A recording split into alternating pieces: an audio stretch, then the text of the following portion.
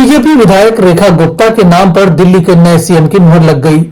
तमाम अटकलों को दरकिनार करते हुए पार्टी के शीर्ष नेतृत्व ने उन पर भरोसा जताया है।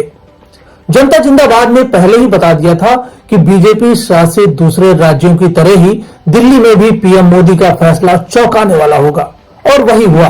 तमाम दिग्गज प्रवेश वर्मा, मनोज तिवारी, रमेश बिधूड़ी, सतीश उपाध्याय जैसे नेता पीछे हो गए और मुख्यमंत्री के तौर पर एकदम नए चेहरे के तौर पर रेखा गुप्ता के नाम पर मुहर लग गई।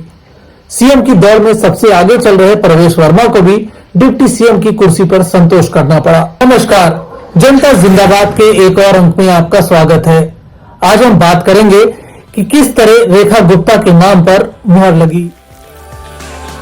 दिल्ली में बीजेपी विधायकों की बैठक के बाद जैसे ही रेखा गुप्ता के नाम का सीएम के तौर पर ऐलान हुआ, कार्यकर्ताओं ने जश्न मनाकर अपनी खुशी का इजहार किया।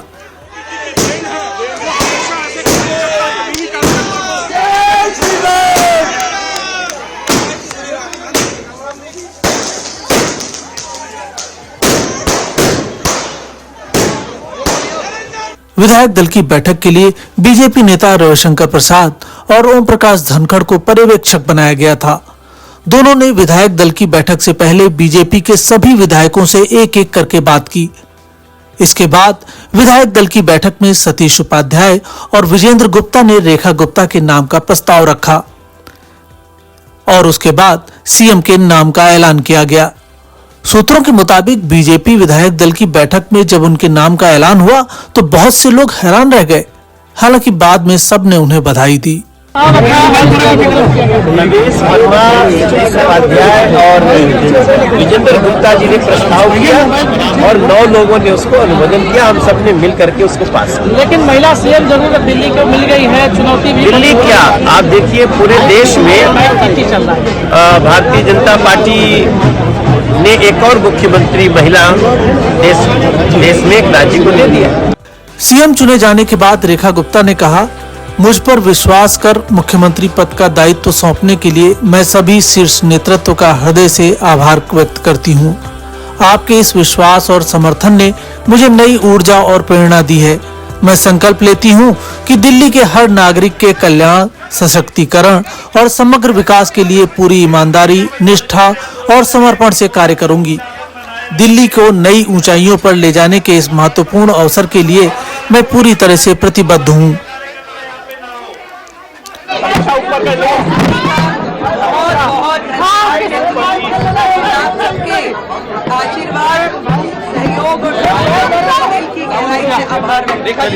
रेखा गुप्ता भले ही मीडिया के सामने शीर्ष नेतृत्व को शुक्रिया कह रही हूं, लेकिन ये तो उन्हें भी पता ही है कि उनकी ताजपोशी के पीछे आरएसएस का हाथ है।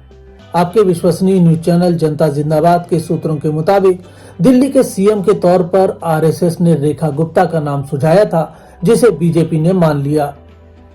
रेखा गुप्ता बीजेपी से तो लंबे समय से जुड़ी हैं, लेकिन शायद कम ही लोग जानते हैं कि राष्ट्रीय स्वयंसेवक संघ आरएसएस से वो बचपन से जुड़ी रही हैं।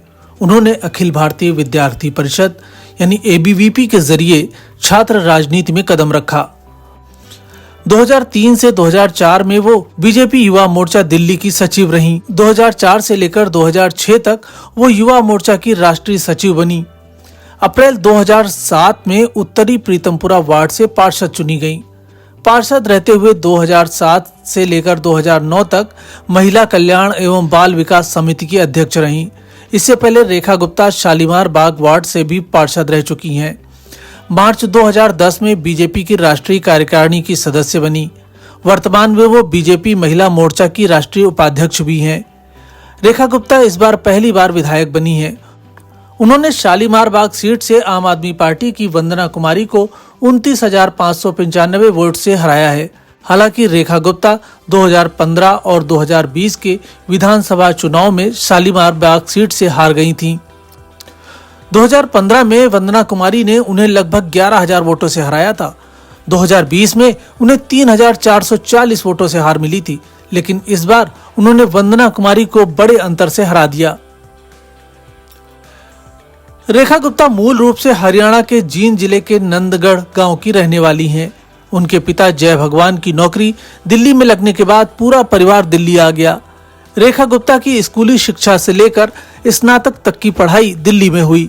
1998 में उनका विवाह मनीष गुप्ता से हुआ, जो स्पेयर पार्ट्स का कारोबार करते हैं। बीजेपी नए चेहरों को मौका दे रही है। पार्टी के दिग्गजों को हटाकर कम उम्र के नेताओं को जिम्मेदारी सौंपी जा रही है। नए नेताओं को मौका मिल रहा है।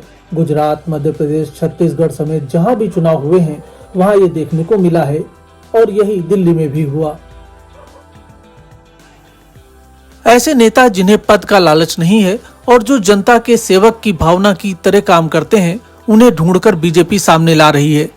इससे नीचे के कार्यकर्ताओं में भी संदेश जाता है और वो भी नए उत्साह के साथ काम करते हैं। इसके साथ ही बीजेपी ऐसे चेहरों की तलाश करती है जिन पर करप्शन का कोई दाग न हो। इस बार भी इसका खास ध्यान रखा गया है।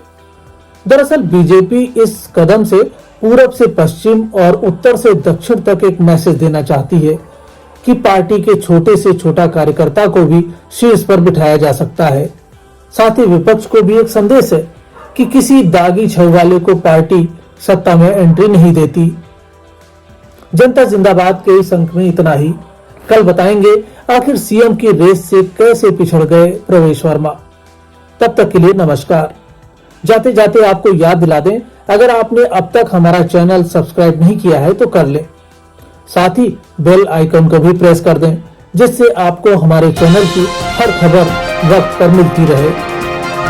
धन्यवाद।